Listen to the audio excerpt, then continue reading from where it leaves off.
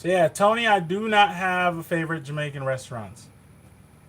Um, I try to not go to Jamaican restaurants because I have a very unrealistic expectation.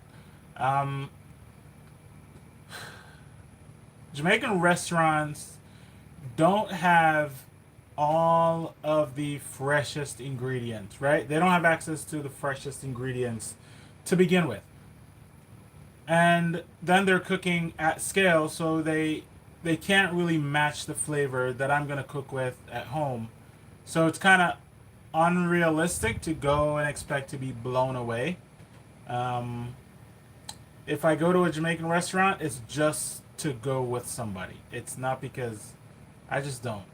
And they're never on time. I just can't. They're always late. Food's not ready.